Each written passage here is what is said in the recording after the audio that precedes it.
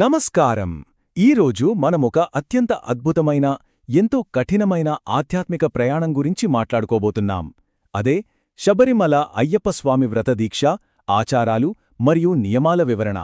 ఈ 41 రోజుల దీక్షలో ఉండే కఠినమైన నియమాలు, వాటి వెనుక దాగి ఉన్న సైన్స్ మరియు గొప్ప ఆధ్యాత్మిక రహస్యాలను ఇప్పుడు మనం లోతుగా విశ్లేషిద్దాం. ఏమాత్రం ఆలస్యం లేకుండా నేరుగా అసలు విషయంలోకి వెళ్ళిపోదాం. ఈ ప్రయాణంలో అసలు మాలధారణ అంటే ఏంటి, ఎలాంటి కఠిన నియమాలు పాటించాలి, గురుస్వామి పాత్ర ఏంటి, అలాగే ఇరుముడి పదునెట్టాంబడి ప్రాముఖ్యత ఏంటి అనేవి మనం దశలవారీగా చూద్దాం. ఈ మొత్తం ఆధ్యాత్మిక ప్రయాణానికి కేంద్ర బిందువు మన శబరిమల శ్రీ అయ్యప్ప స్వామే. కార్తీక మాసం రాగానే చాలు, లక్షలాది మంది భక్తులు అత్యంత భక్తిశ్రద్ధలతో ఈ 41 రోజుల మండల వ్రతాన్ని ఆచరిస్తారు. ఇది కేవలం ఒక సాధారణ యాత్ర కాదు, మన ఆత్మను పవిత్రం చేసే ఒక అద్భుతమైన మార్గమని చెప్పొచ్చు. మరి ఇంతటి గొప్ప ప్రయాణంలో మొదటి అడుగు ఎక్కడ పడుతుంది? అదే మాలధారణ. ఇక్కడ ఒక ఆసక్తికరమైన విషయం ఉందండి. దీక్ష అనేది 108 తులసి లేదా రుద్రాక్ష పూసలతో కూడిన మాలను ధరించడంతో అధికారికంగా మొదలవుతుంది. కాని దీనికి ప్రిపరేషన్ అనేది కనీసం 3 రోజుల ముందే స్టార్ట్ అవుతుంది. అంటే పూర్తిగా శాకాహారం తీసుకుంటూ పవిత్రమైన జీవనశైలికి అలవాటు పడ్డాకే గురుస్వామి చేతుల మీదుగా ఆ మాలను మెడలో వేయించుకుంటారు. గురుస్వామి మాలను వేస్తున్నప్పుడు భక్తులొక నిర్దిష్టమైన మంత్రాన్ని పఠిస్తారు. ఇలా చేయడమేంటంటే రాబోయే 41 రోజుల కఠిన క్రమశిక్షణకు పూర్తిగా సరెండర్ అవ్వడం అన్నమాట. ఒక్కసారి ఈ మాల మెడలో పడిందంటే చాలు, యాత్ర విజయవంతంగా పూర్తయ్యే వరకు సాధారణ పరిస్థితుల్లో దాన్ని ఎట్టి పరిస్థితుల్లోనూ తీయకూడదు. ఇక అసలు విషయానికి వస్తే, ఈ దీక్షలో పాటించాల్సిన కఠినమైన నియమాలు. ఇవి మనల్ని ప్రాపంచక సుఖాలకు దూరం చేసి దైవానికి మరింత దగ్గర చేస్తాయి. అవేంటో చూద్దామా? దీక్షలో ఉన్న స్వాముల దినచర్య చూస్తే నిజంగా ఆశ్చర్యం వేస్తోంది. అక్షరాల బ్రహ్మముహూర్తంలో నిద్రలేవడం, చన్నీటి స్నానం చేయడం, సూర్యోదయానికి ముందే ఉదయం పూజను ముగించడం తప్పనిసరి. ఇక భోజనం విషయానికొస్తే మధ్యాహ్నం 3 గంటల్లోపే కేవలం ఒకే ఒక్క పూట పూర్తి భోజనం లేదా భిక్ష తీసుకుంటారు. సాయంత్రం మళ్లీ చన్నీటి స్నానం చేసి సంధ్యాపూజలో కూర్చుంటారు. కేవలం భోజనం మాత్రమే కాదు సుమా, ఇక్కడ శారీరక నిబంధనలు కూడా చాలా కఠినంగా ఉంటాయి. నిరంతరం పాదరక్షలు లేకుండా ఉత్తి కాళ్లతోనే నడవాలి. నలుపు, నీలం లేదా కాషాయ రంగు దుస్తులు మాత్రమే ధరించాలి. పడుకునేటప్పుడు కనీసం తలగడ కూడా లేకుండా నేలపైనే నిద్రపోవాలి.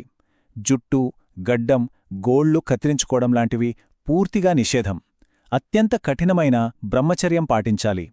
ఈ నియమాలన్నీ మనిషిలోని అహాన్ని, విలాసాలను సమూలంగా నాశనం చేసి వినయాన్ని నేర్పుతాయి.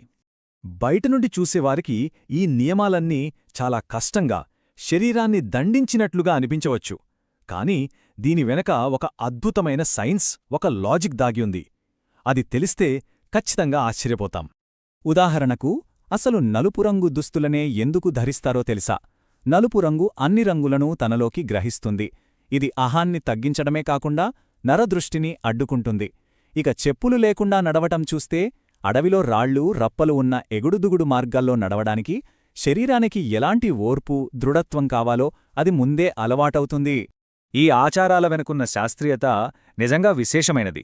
రోజూ చేసే చన్నీటి స్నానాలు మనసును ప్రశాంతంగా ఉంచుతూ శరీర ఉష్ణోగ్రతను బ్యాలెన్స్ చేస్తాయి.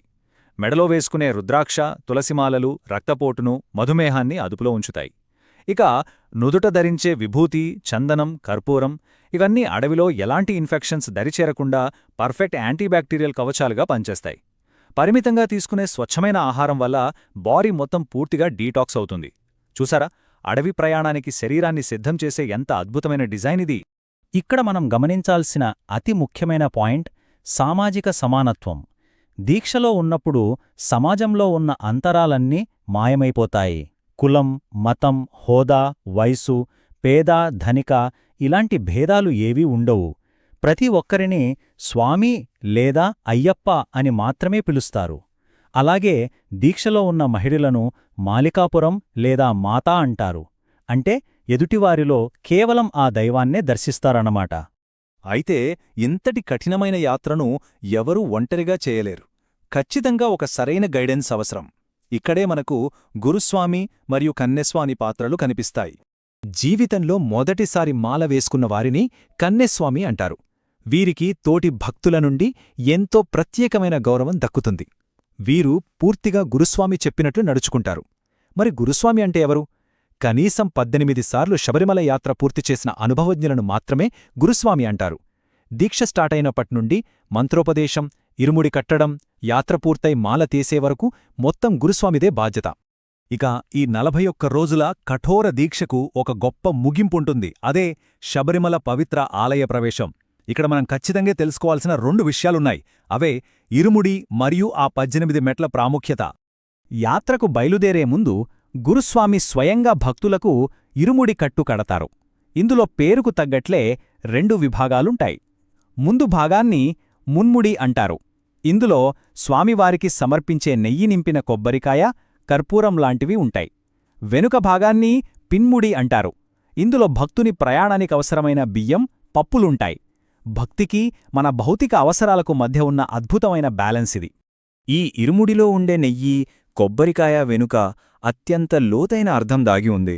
ఆ కొబ్బరికాయ మానవ శరీరాన్ని, మనిషిలోని అహాన్ని సూచిస్తే, దాని లోపల నింపిన ఆ శుద్ధమైన నెయ్యి స్వచ్ఛమైన ఆత్మకు ప్రతీక.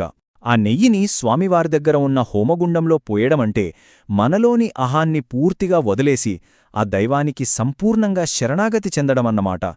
ఎంత గొప్ప విశ్లేషణ కదూ! ఆ తర్వాత వచ్చేదే పదనెట్టాంబడి.